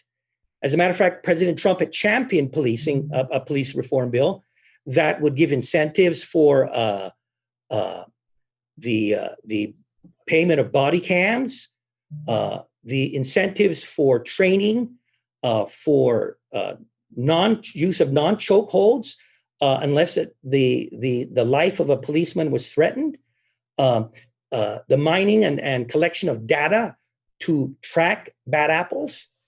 But I remember it again, the Congress, it failed. God bless Senator Scott. President Trump was with him, but it couldn't get through the Senate. But there was a statement made by the former mayor of Baltimore, and I can recall she said it has to happen in the local level, and you gotta clean out this racist or this corruption that's within the system. And let me tell you, you have the city of Minneapolis that hasn't had a Republican mayor since 1972. That's the Vietnam War. You have the city of Atlanta that has not elected a Republican mayor since 1878. And by the way, history, Guam was still a part of the Spanish Empire in 1878. St. Louis, the murder capital of America, it last elected a Republican mayor in 1944. World War II was raging, and Guam at that time was part of the Empire of Japan. We seem to be in the middle of all these great empires. Chicago, the city with enough murders to be considered a war zone, hasn't had a Republican mayor since 1931, the height of the Great Depression. It certainly does. President Trump, let me continue. President Trump and Republican Party aren't to blame for the catastrophic failures of these American cities. I'll be blunt. The sole responsibility lies in those Democratic Party bosses that have had control of some of these cities, not only for decades, but for centuries. The Soviet Union, I can recall, had one party rule, but it was only for 72 years. Atlanta's had it for 140. So if there's anyone that has blood in their hands, it's those leaders. From the murders, the looting, the anarchy that has arisen. All of those folks that have caused that, I'm just going to tell you, it's been the supporters of Joe Biden that have been responsible for this. And it's those party bosses that have perpetuated control of these cities for decades and centuries. And Governor Calvo, just let's be clear. We don't know. I'm almost over. If I think President Trump, we reelect him, that'll be the first big step in getting rid of the systemic corruption. But this election, you got to get rid of those party bosses that go to the same cocktail parties, the same fundraisers, the same conventions that have controlled these cities that are collapsing. And that all came from the Democratic corruption in these cities that were controlled by the Democrats for decades, if not centuries. Governor Calvo, let's get back on track here. And I do want to make it clear. I was on track. We don't know who, I mean, on track with in terms of answering the questions from the community, which is why we are here. And I do want to make it clear, the protesters, we don't know who they're voting for. This is your opportunity to speak on behalf of the Trump campaign to this group of AAPI voters, which is the largest and fastest growing group of minority voters. And I want to bring in another live question right now. I just got to correct. I think by reading the graffiti, I don't see much love letters to President Trump. There was some graffiti that pretty explicit. Okay, continue. Let's go ahead and bring in Shenlin Chen. She is joining us from Detroit, Michigan. Shenlin, are you there? We're happy that you're taking part in this town hall and you have a question for the Trump campaign. And there you are. Fantastic. If you can hear us, please go ahead and take it away. I know you're the president of the Association of Chinese Americans. Thanks for joining us. Hi, Governor Calvo. Good morning. Hi. Good morning to you. Well, it's an honor to meet you online. I'm Shenlin Chen from Detroit, Michigan. I am the president of the Association of Chinese Americans, and thank you for taking questions from the community. Detroit is home to Vincent Chin, a victim of a hate crime and racial killing 38 years ago, just this past Tuesday. Today, the AAPI community is once again being targeted. We are being wrongfully blamed for the spread of COVID-19, despite our efforts, including some loss of lives, to fight a pandemic on the front line. And also, Asian Americans have been identified as a model minority. However, 1/3, like someone mentioned earlier, 1/3 of our population is limited English proficiency, and half of them is foreign-born. In our work, we see many underprivileged families and individuals, especially seniors, immigrants, are afraid getting sick or receiving treatment they need to have in the hospital due to the lack of health insurance and essential language support. So my question for you, and I know that you have mentioned some earlier, but would you please elaborate a little bit on what are the plans at national and federal level to ensure that all AAPI Americans can obtain affordable health coverage through either Medicaid or Marketplace with appropriate language assistance as a priority in your administration? And if elected, what specific actions will you take to help unify Americans? And what message will you send to help the country heal physically and emotionally?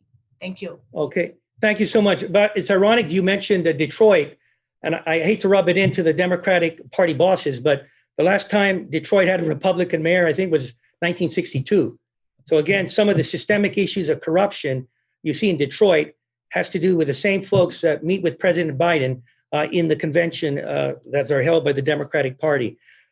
When it comes to COVID response, you know, if you take a look at the unprecedented efforts in terms of healthcare, the president invested $2 billion in community health centers, helping 28 million patients, a lot of them of minority and Asian American Pacific Islanders. The president signed legislation to guarantee coronavirus testing free of cost sharing, removing financial obstacles for Americans would otherwise be unable to access them.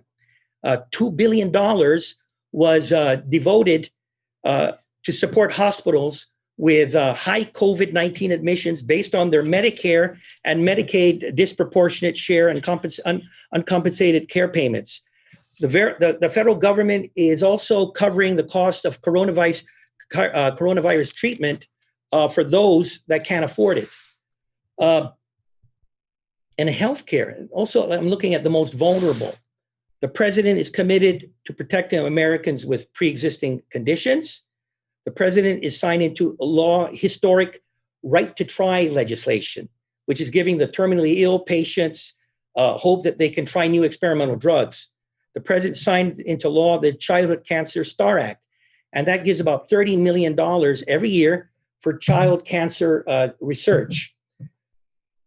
The vice president mentioned Obamacare. And folks, you got to recall and look at the historic fact of Obamacare.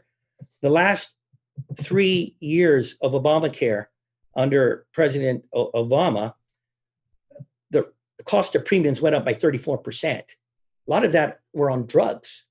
And by the way, I'm in the insurance industry. The administration, I guess they made their deal with the lawyers and with Big Pharma. So the scapegoat were the insurance companies.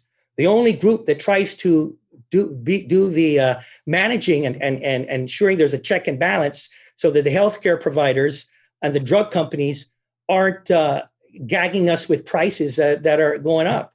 So what President Trump has done and focusing on bringing the drugs down, prices, FDA has approved a record number of generic drugs for every year of the Trump presidency. The increase in generic drug use from Americans has saved about $26 billion for the first 2 of the years of the Trump administration. The president signed legislation eliminating the pharma gag clause. And what the gag clause is with pharmaceuticals or with pharmacies is that gag clause prevented pharmacies from telling consumers about the lower price alternatives to expensive drugs. Now, the president is also pushing for drug makers to show their prices on ads and taking steps towards importing less expensive drugs from Canada.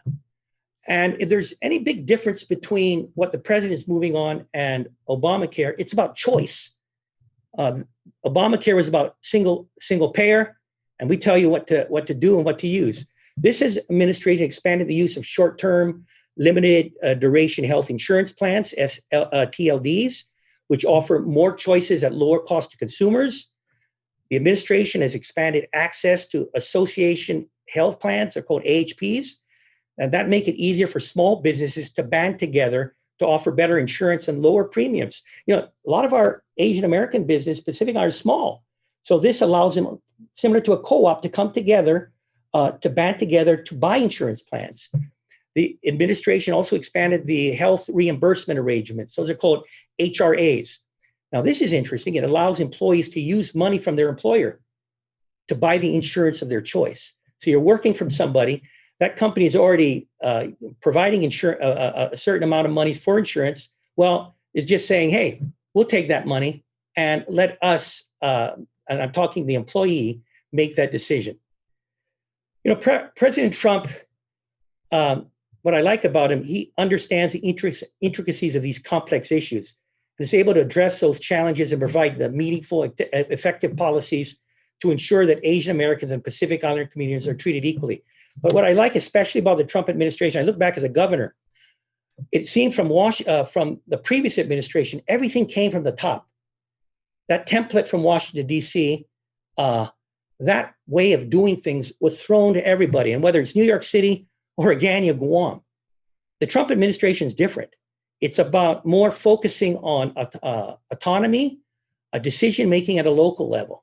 So, you know, that in a nutshell is a little bit of what's going to be happening, and what we plan to see expand with President Trump reelected. Governor, thank you for that information about the HRAs and the expanded access to those association health plans. We appreciate that take. I imagine it must be a little bit difficult to speak on behalf of someone else. I'm going to turn it over now to co-moderator Amna Nawaz with a few more questions from the community. Amna, go ahead. Thank you so much, Vicki. Governor Calvo, it is a pleasure to meet you. Thank you so much for being here. Before we go back to some additional questions from the community, I do have one of my own, if you can indulge me. We are, as I mentioned, so grateful you took the time to be here. But we should note that President Trump opted not to come, nor to send a video message, instead to send you as surrogate. According to the press reports, it appears he went golfing today, and according to his Twitter account, he's been tweeting about healthcare, the Affordable Care Act, and retweeting some QAnon conspiracy theorist accounts. We are glad you're here to take questions, but many are wondering, why are you here instead of him?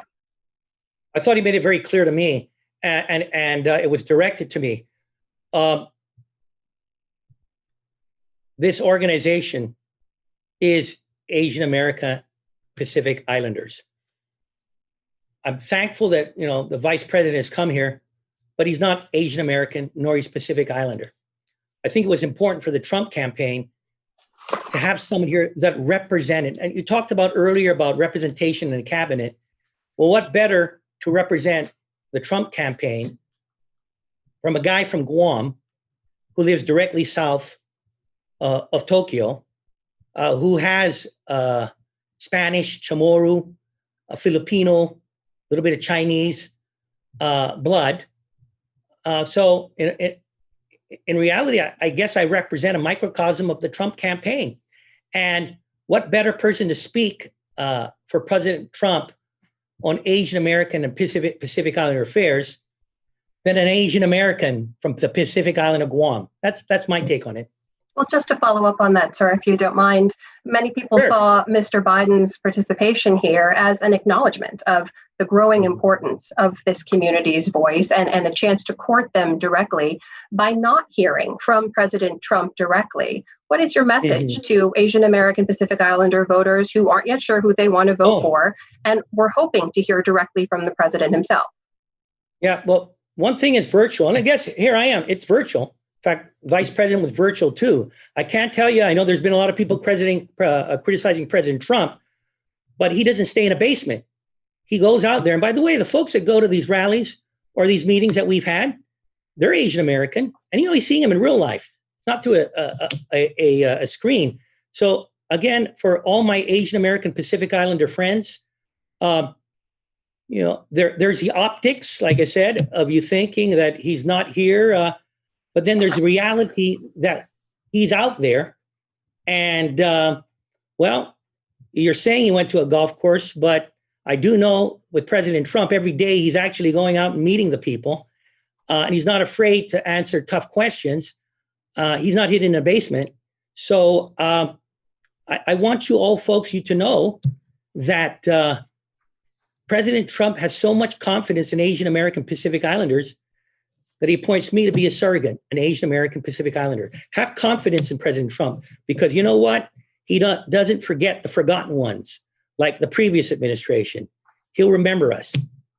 That's my answer. Thank you for that, Governor Calvo. I do want to bring in some more questions from the community. Sure. We have some folks waiting, I believe, to get in here. Mainza Tao will be delivering our next question. I hope that Mainza can hear me. And if you can, please do go ahead and put your question to Governor Calvo. Thank you. Good afternoon, Governor, or rather, good morning. Morning. My name is Mainza Tao, and I am a Hmong American from Milwaukee, Wisconsin, representing the Asian American Pacific Islander Coalition of Wisconsin. I was the first in my family to have been born here in this country. My parents and my older siblings came as refugees from the Vietnam War. And a quick little known fact, the Hmong assisted the CIA during the Vietnam War in Laos, thus how we came to be in this country. Governor, much of my career has been spent in economic development and in affordable housing, especially in underserved communities, such as our AAPI communities. So as you can imagine, I have seen great disparities in these underserved communities in both of these arenas. And especially during this pandemic, our AAPI businesses have suffered greatly because AAPIs have been unfairly blamed for the virus. So this has been a hard hit on our AAPI communities, but also nearly 3/4 of our AAPIs who currently live in poverty already, they continue to face extended unemployment. So my question is, what steps will President Trump take to ensure that our AAPI communities are included in the economic recovery and growth efforts? Thank you. Just before I get into my answer, there's another member of the advisory commission, a fellow named Pastor Herman Martir.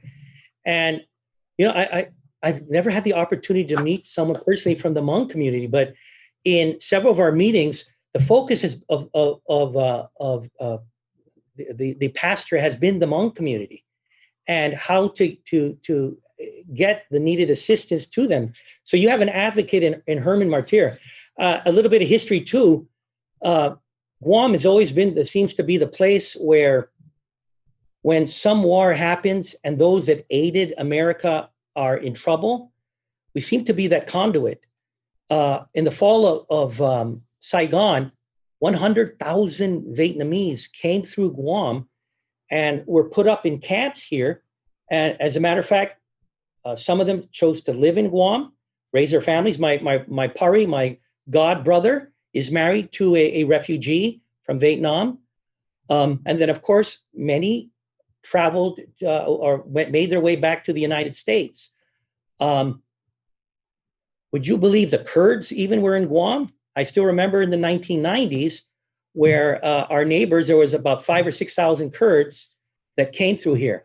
So, many people don't know about Guam, but a lot of our immigrants and those that refugees have come through our island fleeing the ravages of war. Now, all of America, including my island home, prior to COVID-19, were enjoying record economic job growth. There was business creation and record unemployment. These same successes were also occurring within the Asian American Pacific Islander community. And then that pandemic hit. Even in Guam, we were at 4%. The United States was at, I think, 3.5%.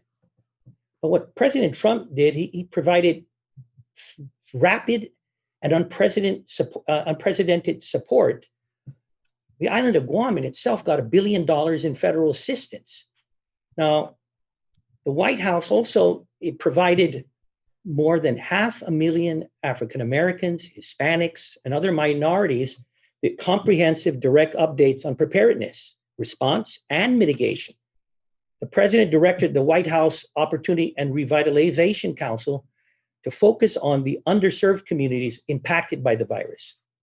President signed the legislation that provided $60 billion in loans under the Paycheck Protection Program, and was targeted to a lot of to support the minority and disadvantaged communities.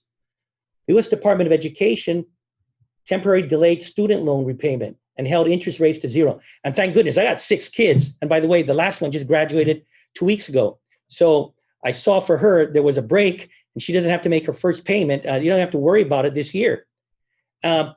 So they also provided $6 billion in emergency assistance to the students. The president signed into law $1 billion in funding for historically Black colleges and universities, Hispanic serving institutions, and many other minority serving institutions that had been hit hard by the pandemic. The president signed into law $3.5 billion to keep the child care centers open for low-income families and for the frontline workers. The president halted evictions on federal government-assisted housing and temporarily prevented the foreclosures for some of those FHA insured mortgages. So the president's, his record is clear when it comes to assisting the minority communities. And he delivers and, continue to deliver results in a way which I believe will benefit all AAPI communities throughout our nation. And with him reelected, it'll just get better. Dr. Calvo, we thank you for that. We also thank Mainza Tao for her question. I want to play for you one more question. This one's going to come via video. It was submitted from Munir McJohnny. He is a resident of Georgia. I believe you have that video ready now. And here is Munir's question. Hi, my name is Munir McJohnny. I'm a commercial real estate agent and entrepreneur based out of Atlanta, Georgia. My parents immigrated from India and Pakistan before I had even learned to walk, in hopes of a better future for me. They made sacrifices, tearing away from their family and loved ones, and swallowed their pride and education, working physically excruciating and minimum wage jobs. While this is my story, the truth is this is not a unique one. It's the story of every immigrant who makes unbelievable sacrifices, not for themselves, but for the generations to come. We were still lucky. I had my parents nearby. As I look at what's going on at the border, my heart aches for those families being torn apart. For Asian Americans in the United States, DACA, family reunification, work visas, and deportation are all very critical issues. Thanks to the sacrifices made by my parents and all of those who came before them, I get to stand here today and ask you, not only on behalf of my family, but for all who've had a similar journey, what immigration policies will you champion? And what laws will you change that are currently separating American families? And will these be part of your first 100-day priorities? Thank you and good luck. Thank you. I'm going to answer it, and I'm going to touch on several topics. But I'm going to touch on the most controversial one first, and then I'll get into DACA, and that's the wall. And it has caused a lot of controversy in the United States, this building of a wall on America's southern border. Now, would you believe that what happens between Mexico and the United States, that Mexican-American border has a profound impact on places such as Guam, such as the Commonwealth of Northern Marianas, such as Hawaii. And you're probably wondering to yourself, how can this be? How can something that's happening in a desert probably somewhere in the Southwest have anything to do with Guam or the islands? But it does. And there's thousands and thousands of our families here in the islands that are suffering as a result of what is happening, destroying lives. I'll tell you a simple reason why. It's because millions and millions of dollars worth of crystal methamphetamine and cocaine are transported. And it's crazy, hard to believe, but usually through the Postal Service or through shipping companies that are American flagged out to our places. And you know where they come from? Places such as California, Nevada, Arizona, and Colorado. Now, those American states aren't where these deadly drugs are produced. Those drugs for years have come through those porous borders. They come north, they hit those states, and they pollute the families in those states, and then they're sent to Guam. You know, this year alone, officers, and for you folks that want to defund Customs and Border Patrol, they seized 450,000 pounds of drugs.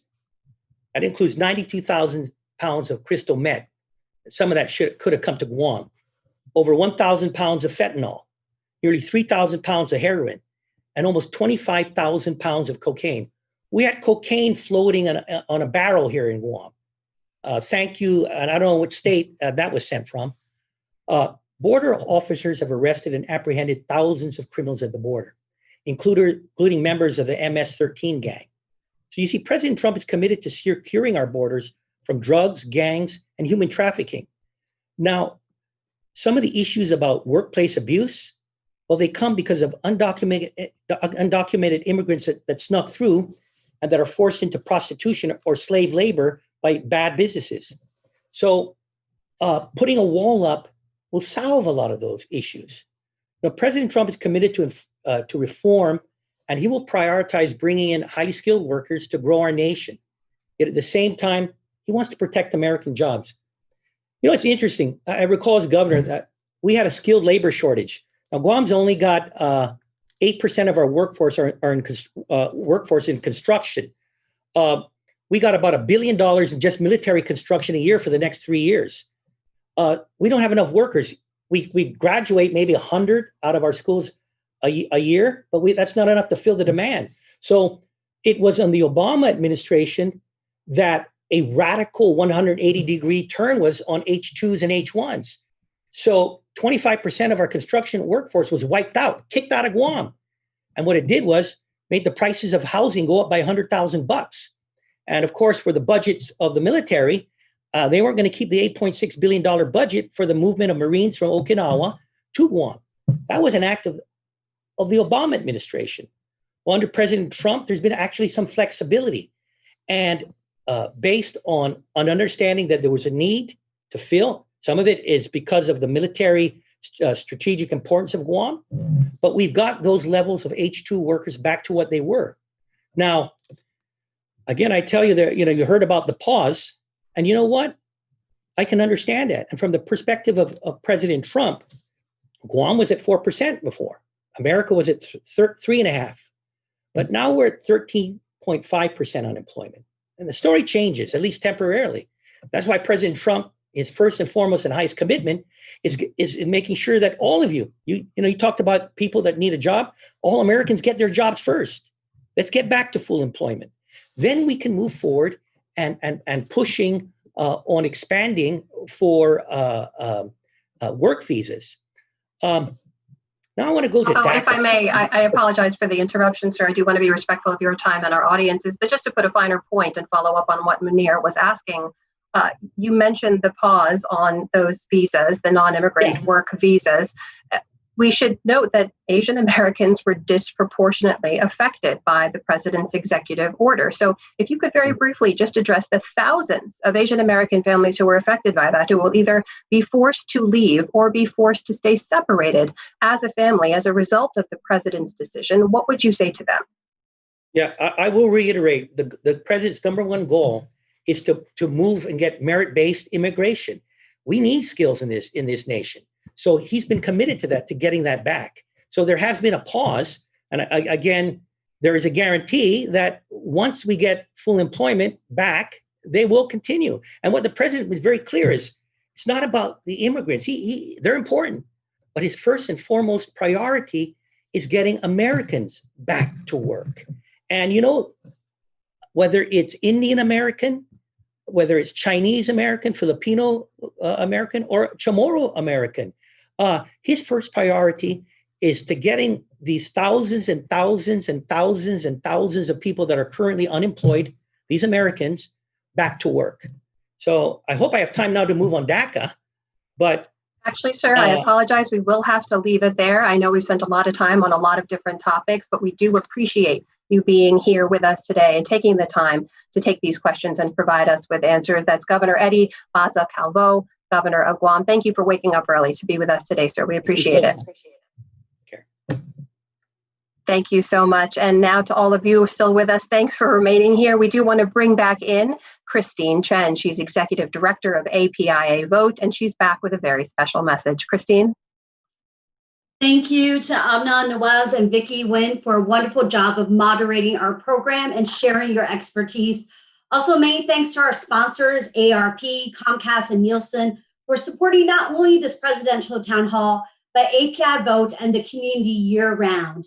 We must also thank all those behind the scenes, producer Don Young, showrunner Ivory Zurich, Felicia Chanko, and ACA Video. And thank you to the API Vote staff who worked many long hours, not only on the presidential town hall and the National Asian American Pacific Islander Leadership Summit. Our interns who have great design skills, and many more of our volunteers. We also like to thank all of you who have joined us. Speaking of which, we have some of the results of the survey. We actually had over 36 states watching and taking our survey, with a core of them coming from California. And we have about 62% male and 40% female, and 95% of all our attendees are registered to vote, which is amazing. Our viewership age is actually spread out evenly among the ages 18 to 65. And out of all our registered viewers, 96% plan to vote, and 64% will vote by mail this year. The power is actually in your hands, ladies and gentlemen. Each and every one of you have the most influence over your friends and family. You can take action to ensure that AAPIs get counted this year and are heard loud and clear. There are 3 things you can do today. Start with your inner circle of friends and family, and use this town hall to start the conversation with them about what issues are important to them and help them connect the dots to the importance of casting that vote in November for candidates aligned to their values. Make sure they are registered. It is as easy as texting AAPI to 788-683. That is, once again, text AAPI to 788-683. Share this text to 5 of your friends right now. And remember, tomorrow, API Vote and their network of community organizations and partners are hosting regional convenings on Sunday. You can learn how to meet others who are interested in organizing the vote in your own backyard. All next week, the National AAPI Leadership Summit will feature sessions that will help provide you with the tools to get out the vote this November. Come join us online and be empowered to get engaged even further. Remember, due to the COVID-19 pandemic, the self-response phase of the US Census has been extended to October 31st.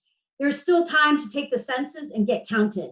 We cannot assume that everyone you know has completed the census for their household and that they have registered and ready to cast that vote as well. So be there to actually help them figure out that process. With that, we wish you and your friends and family well, and with this last reminder about taking the census. Thank you. Every 10 years, the U.S. Census Bureau counts everyone living in the United States. People like Mr. Lee. It doesn't matter whether they are students, service members, renters, employees, have green cards, work visas, are undocumented, have lived here a long time, or moved here recently or temporarily. Regardless of their age, height, income, or ethnicities, they all count. We all have unique stories that are a part of this great nation. We need to be counted, recognized as a community to have our say in how over $1.5 trillion a year in public funding is distributed for hospitals, schools, and roads for the next generation and beyond. Starting April 1st, it's time to do your part. Fill out the census. All right, everyone, with catchy trends and fun videos, you all know TikTok is the hot new platform that young voters have taken by storm. We asked these voters to participate in our TikTok video competition to help get out the vote as a lead up to our town hall. And now we're ready to announce the videos from our top 3 winners. Girl, don't do it. It's not worth it.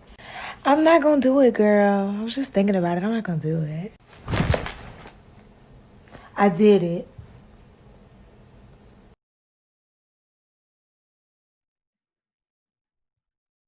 Those were incredible. Can we just agree, Vicki? I will never make a TikTok video as good as any of those. They did a fantastic job, and it was fun to see. And it's fun to see the young Asian American voters getting energized.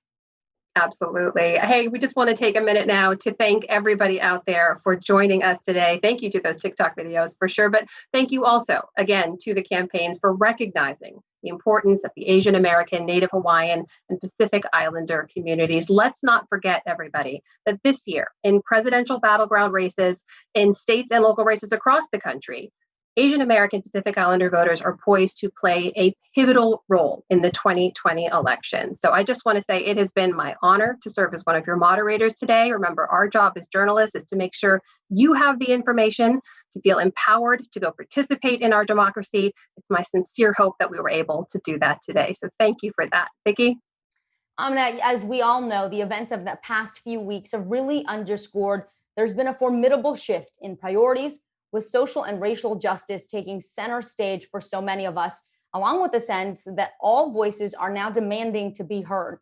Asian Americans and Pacific Islanders are more forcefully exerting themselves throughout culture and society. We certainly hope that you've been inspired to use your voice in these months prior to the election. Remember, our collective voices matter. I'm Vicki Nguyen. On behalf of AMNA and APIA Vote, we would like to extend a huge thank you to Vice President Biden, Governor Calvo, and of course, all of you for joining us today.